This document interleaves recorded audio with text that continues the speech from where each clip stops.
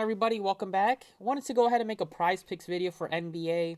Seems like a lot of people are interested in that.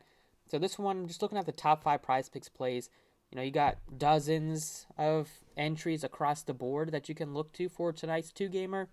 I kind of narrowed it down to some of the 5 most. The first one is obvious, so the 4 most that I'm kind of interesting to me that I think you can right now in the morning get a good bargain before they probably increase them throughout the day.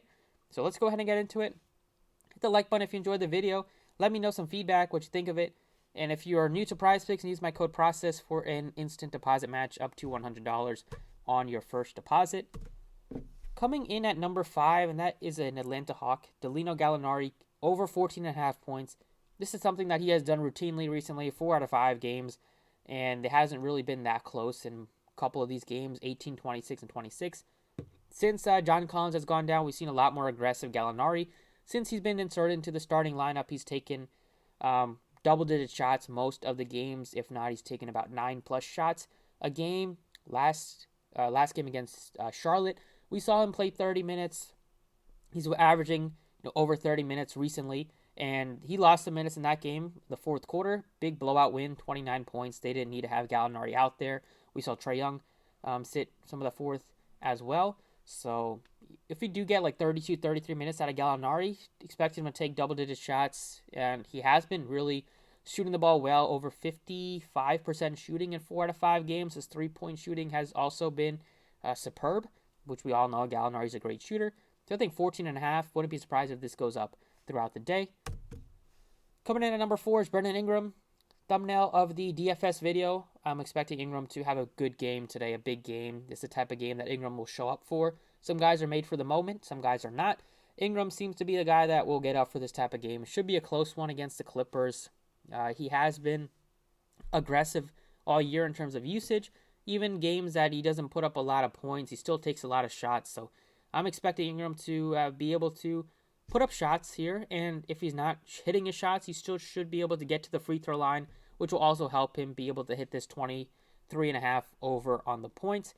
And the minutes, played 30 last game, but we saw him play 34, 35, 35 before that. Some foul trouble for him, 4 fouls, and I would expect him to play more than 34, 35 minutes if this game is close. Might play close to 40. They don't match Paul George's minutes if they need him to. Coming in at number 3 is another Atlanta Hawk, and this is DeAndre Hunter, over 15.5. So I think Hunter and Gallinari are both great bargains, especially with Bogdanovich not being 100%. Could see them have to play more minutes, and that's something they're fine with. Hunter has played with some good confidence recently. Trae Young has been great with just getting his teammates good looks, especially with teams focusing on Trae Young and trying to slow him down. So I kind of focused on taking the overs on some of his teammates like Hunter and Gallinari. This is another spot where we've seen Hunter go over 20 points, or at least 20 points in 3 out of 5 games, taking most 13 to 17 shots in 4 out of 5 games. Just one game he shot pretty poorly and that just didn't shoot much, 1 of 7. But he's a guy that can hit the 3, get to the free throw line a bit, hit some free throws, and should be looking at good minutes here, probably close to 35 to 37. So over 15.5 in what should be a pretty close game. That's another great spot that I'm looking at. Coming in at number 2 is another Cleveland Cav, and this is Darius Garland. Actually, the first time I've mentioned a Cleveland Cav here. Garland over 25.5. Garland should be looking at big minutes today. All these guys should play huge minutes, and Garland is a guy that is gonna hit his shots most often than not. He's just a good shooter. If you leave him open, you're probably gonna get burned by him. He's gonna be looking at heavy minutes today, like I mentioned. 39 to 41 is what I expect. Probably over 40. In what is a must-win for both teams. Should be looking at matching Trae Young's minutes, and they kind of should be probably defended by Trae Young.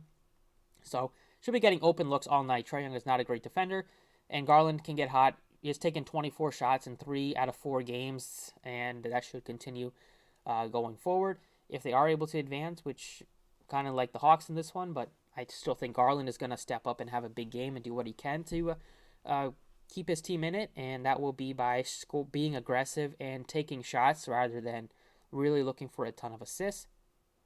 And then number 1, this is an obvious one. I mean, Embiid over 1/2 point. The Prize Picks had a bit of a site meltdown the couple days ago, so they've kind of rewarded everybody with a free Embiid. square tonight. Take advantage of it, even though you can only put, I think, max of $25 on it. You know, that could easily turn into 250 if you are able to 10x and get the other 4 spots right, or the other 3 spots right if you do a 4 play.